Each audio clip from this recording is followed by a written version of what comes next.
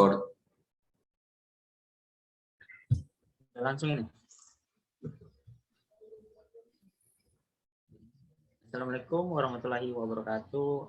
Perkenalkan, nama saya Reza Arianto dari kelas F dengan NIM 2020-245. Di sini saya akan mempresentasikan hasil penelitian saya bersama teman saya, Wahyu Joko Triyono Subroto dengan NIM 2020-247. Lanjut.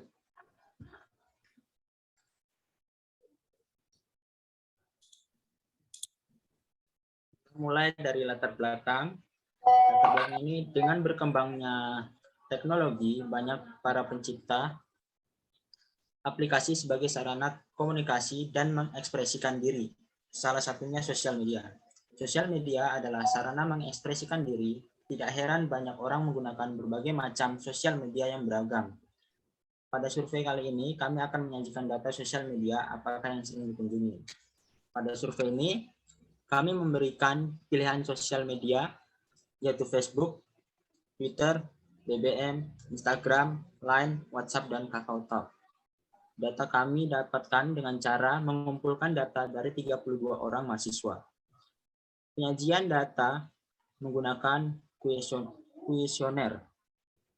Awalnya, kami menyebarkan sebuah link yang tertuju pada kuesioner tersebut, dan yang mengisi kuesioner tersebut ialah mahasiswa dari berbagai jurusan di kampus kami. Kami menyebarkan atau membagikan link tersebut pada grup yang kaitannya dengan kampus kami, yaitu Universitas Muhammadiyah Malang.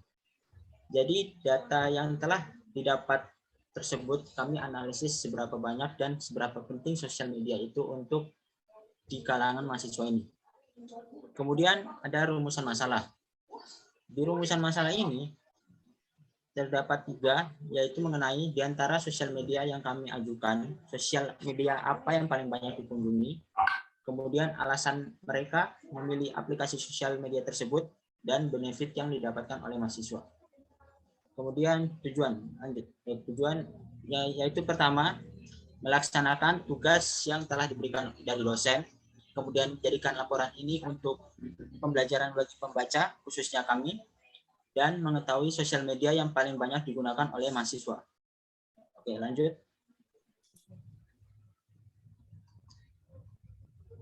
Kemudian metode penelitian. Metode penelitian yang digunakan yaitu kualitatif, yaitu tidak diperoleh melalui prosedur statistik atau bentuk hitungan lainnya, dan berusaha memahami dan menafsirkan makna suatu peristiwa interaksi tingkah laku manusia dalam situasi tertentu menurut perspektif peneliti sendiri. Kemudian data yang akan kami peroleh ialah data primer, karena data ini akan diambil secara langsung dari objek penelitian. Pengumpulannya berupa survei kuesioner yang langsung diambil dari objeknya. Kemudian yang kami butuhkan pastinya berupa anggapan. Kemudian dalam penelitian ini kami membutuhkan informan mahasiswa untuk mengisi survei. Penelitian ini berkontribusi dalam hal laporan yang berisi sosial media yang merupakan sarana komunikasi dan mengekspresikan diri, mudah digunakan, dapat menyediakan kebutuhan informasi, misalnya untuk berbagai foto. Oke, selanjutnya. Nah, di sini ada kuesioner yang kami ajukan. Ada beberapa soal. Oke, lanjut. Nah, di sini analisis regresi sederhana yang kami analisis, yaitu bertujuan untuk mengetahui pengaruh dari suatu variabel terhadap variabel lainnya. Pada analisis regresi suatu variabel yang mempengaruhi disebut variabel bebas atau independen variabel. Sedangkan variabel yang dipengaruhi disebut variabel terkait atau dependent variabel. Jika persamaan regresi hanya terdapat satu variabel bebas dengan satu variabel terkait, maka disebut dengan persamaan regresi sederhana. Jika variabel bebasnya lebih dari satu, maka disebut dengan persamaan regresi berganda. Pada regresi sederhana, kita dapat mengetahui berapa besar perubahan dari variabel bebas dapat mempengaruhi suatu variabel terkait. Oke, lanjut. Nah, di sini ada tabel, ya, ada tabel X sama Y. X ini berupa seberapa sering pengguna menggunakan sosial media, sedangkan Y ini seberapa lama pengguna tidak menggunakan sosial media. Oke, baik. Untuk yang di sini juga ada model regresi ya. Di sini pada kolom B kita bisa melihat pada konstan A ya di sini adalah 3,640, sedangkan nilai harga B adalah 0,178 di sini. Sehingga model regresinya dapat ditulis Y sama dengan A ditambah BX atau 3,640 ditambah 0,178X. Ya, jadi hasilnya menghasilkan seperti ini untuk model regresinya. Oke, di sini kita lanjut nomor uji parsial. Nah, di sini uji parsial hasilnya seperti ini ya. Di sini ada nilai konstan yaitu 3,640, nilai pengguna sosmednya ada sekitar 178, nilai signifikan dengan rumus B0 3,640 sama dengan 0,00, nilai signifikan B1-nya 0,22, nilai SIG lebih dari 0,05, maka variabel X tidak berpengaruh signifikan terhadap variabel Y. Nah, jadi bisa dilihat dari sini ya untuk screenshot-nya. Oke, lanjut. Di sini ada uji simultan. Di sini ada uji simultan ya, sudah saya screenshot untuk hasil uji simultannya seperti ini di ANOVA ya, seperti ini.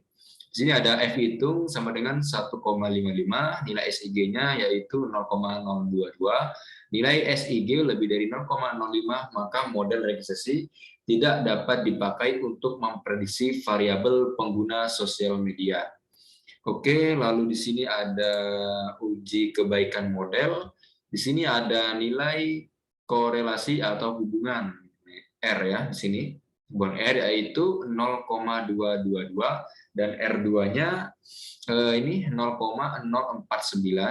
Pengaruh variabel X terhadap variabel Y sebesar 4,9%.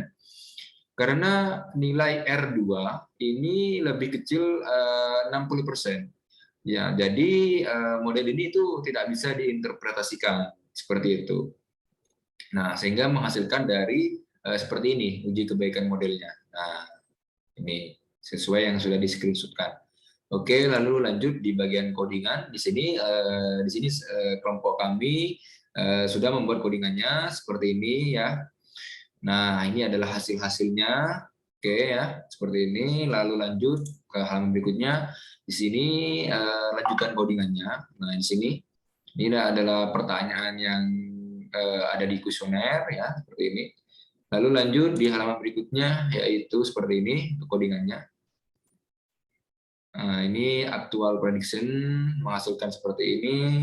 Lalu ini untuk codingan dari perintahnya. Nah, seperti ini. Oke, lanjut. Oke, mungkin sekian dari kelompok kami. Kurang lebihnya mohon maaf apabila ada kesalahan kata, mohon dimaafkan apabila ada yang kurang. Mungkin cukup sekian kelompok kami akhiri. Kurang lebihnya mohon maaf. Wassalamualaikum warahmatullahi wabarakatuh. Oke, siap.